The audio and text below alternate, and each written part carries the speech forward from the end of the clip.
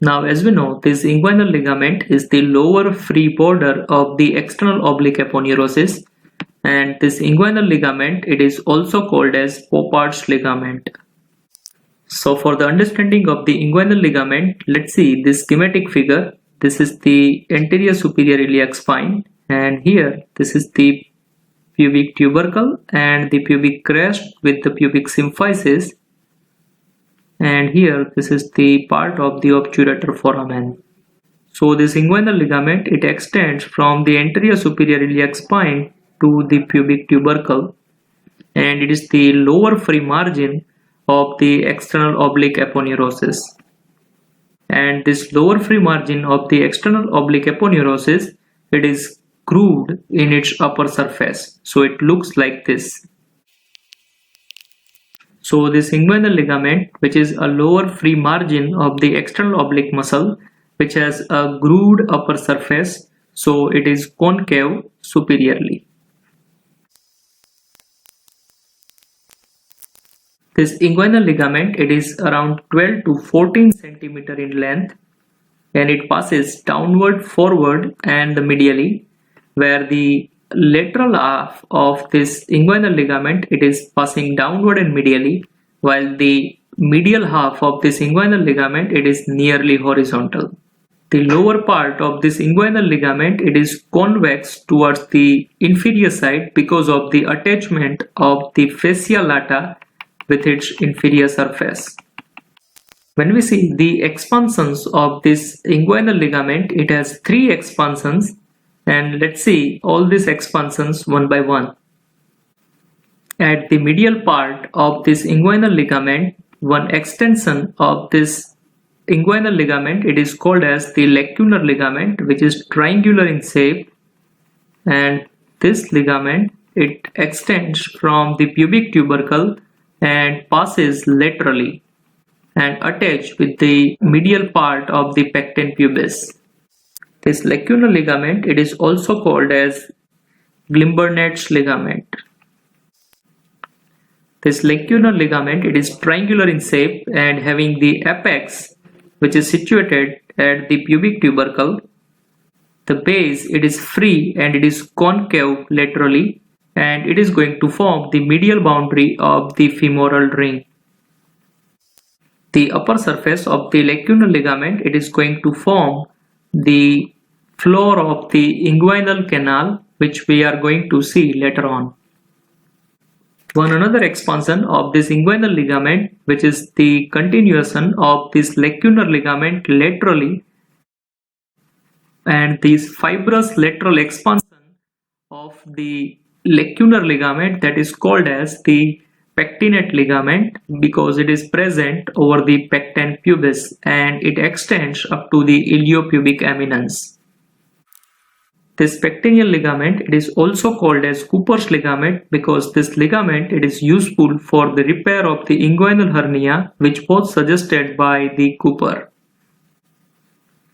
The third extension, it is the reflected part of the inguinal ligament, and as we already know, within the external oblique aponeurosis at the medial part, there is one triangular gap, and this triangular gap, it is called as the superficial inguinal ring.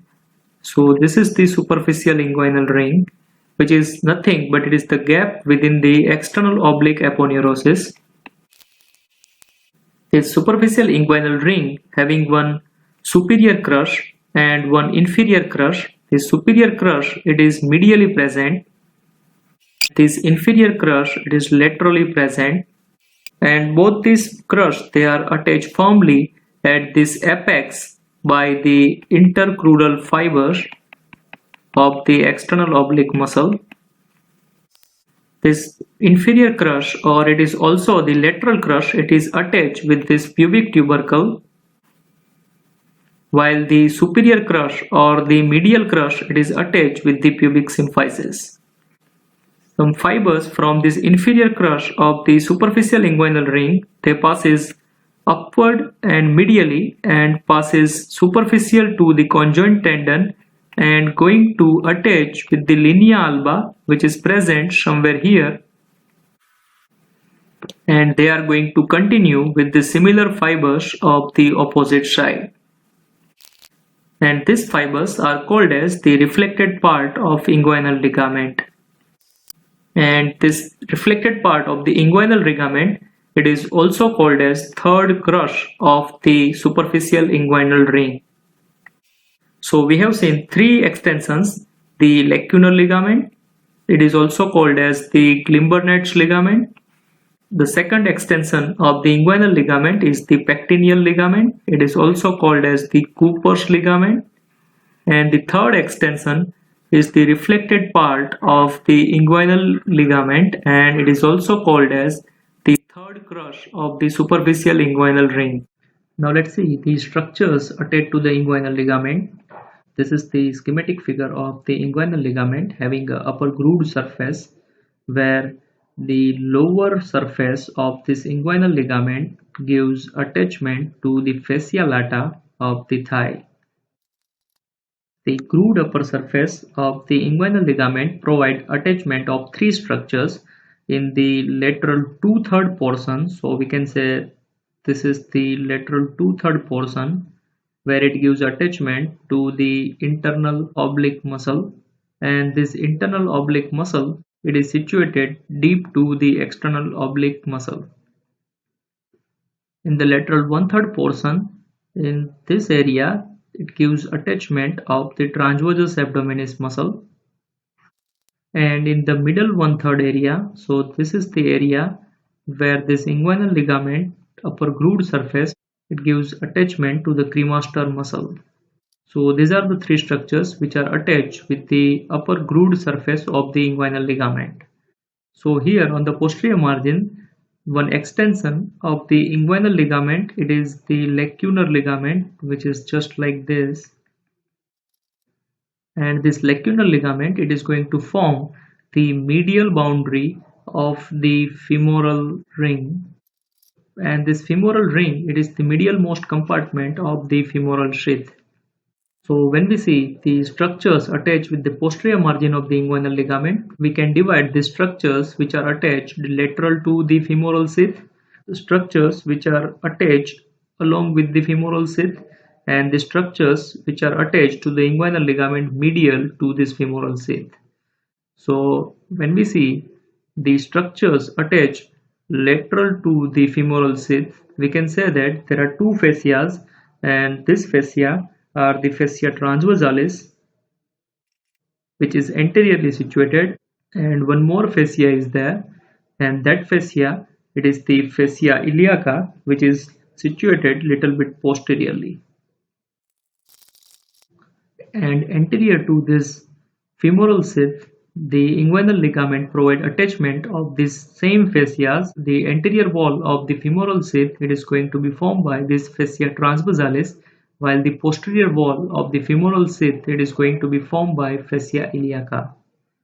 And medial to the femoral sheath, we can see the posterior margin of this inguinal ligament, it is attached to this pecten pubis, and it provides attachment of the lacunar ligament.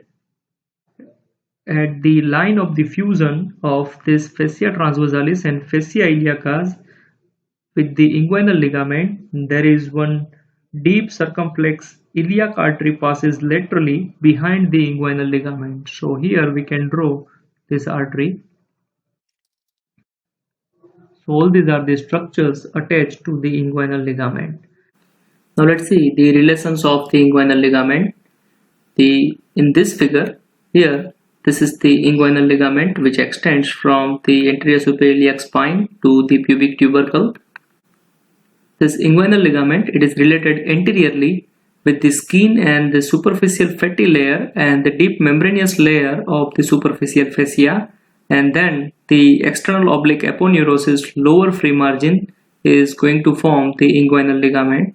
So anteriorly this inguinal ligament, it is related with the skin and superficial fascia of the lower abdomen. This inguinal ligament above, it is related with the inguinal canal, because this inguinal ligament, it is going to form the floor of the inguinal canal, which we are going to see in upcoming lectures. So here the inguinal canal present. below this inguinal ligament, it is related with the superficial inguinal lymph nodes. When we see posteriorly, this inguinal ligament, it is related with so many structures, and the gap between the bone and the inguinal ligament, it is called as the pelvifemoral space. So within this pelvifemoral space, the most lateral structure is the lateral femoral cutaneous nerve of thigh, and just medial to it there are two muscles. One is the iliacus muscle, which is going to arise from the iliac fossa, and one psoas major muscle. And between these two muscles, the trunk of the femoral nerve is also present. Just medial to the psoas major muscle, we find the femoral sheath below the inguinal ligament. Within the femoral sheath, there are three compartments. The most medial compartment is the femoral ring. Intermediate compartment having one vein within it, and that is the femoral vein. And the lateral compartment having the femoral artery within it. And the medial wall of this femoral ring, it is going to be formed by the lacunar ligament.